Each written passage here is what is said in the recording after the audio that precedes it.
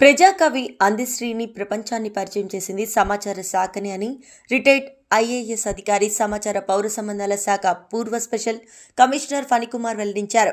సమాచార పౌర సంబంధాల శాఖ విశ్రాంత ఉద్యోగుల వార్షిక ఆత్మీయ సమ్మేళనం నేడు ఖైరతాబాద్లోని రంగారెడ్డి జిల్లా ప్రజా పరిషత్ కార్యాలయం సమావేశపు హాల్లో నేడు జరిగింది. ఈ కార్యక్రమానికి రిటైర్డ్ ఐఏఎస్ అధికారి, సమాచార శాఖ పూర్వ స్పెషల్ కమిషనర్ జిఎన్ ఫణికుమార్ ముఖ్య అతిథిగా హాజరు కాగా రిటైర్డ్ డైరెక్టర్లు కిస్మత్ కుమార్, సుభాష్ గౌడ్, సత్యరావు, శ్రీనివాస్, ప్రమోద్ రావు, విశ్రాంత అధికారులు, ఉద్యోగుల పెద్ద ఎత్తున హాజరయ్యారు.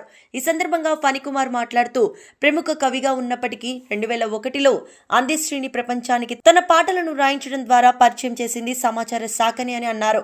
2001లో జరిగిన మహిళా జన్మభూమి కార్యక్రమానికి తమ ఆహ్వానంపై ఎన్నో ఉత్తేజకరమైన పాటలు రాశారని, అయితే ఆ పాటల్లో తెలంగాణకు వ్యతిరేకంగా గానీ కించపరుస్తూ రాయనని అందశ్రీ స్పష్టంగా చెప్తారని గుర్తు చేశారు.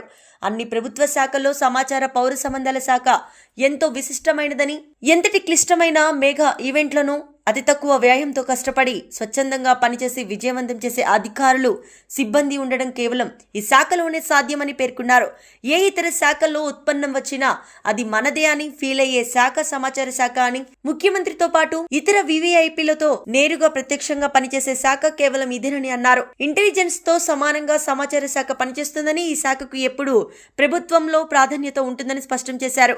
అయితే పిఆర్ఓ విధులను నిర్వర్తించడం ఆషామాషి కాదని, ఎంత చేసినా అద్భుతంగా చేసినారని ఎవరు మెచ్చుకోరని అభిప్రాయపడ్డారు. ఈ సమావేశంలో 75 ఏళ్లు పూర్తి చేసుకున్న రిటైర్డ్ అధికారులు, ఉద్యోగులను ఘనంగా సన్మానించారు. లీగల్ అంశాలపై ప్రసంగం, యోగా, ఆరోగ్య విషయాలపై ప్రత్యేక క్లాసులు, సాంస్కృతిక కార్యక్రమాలను ఏర్పాటు చేశారు.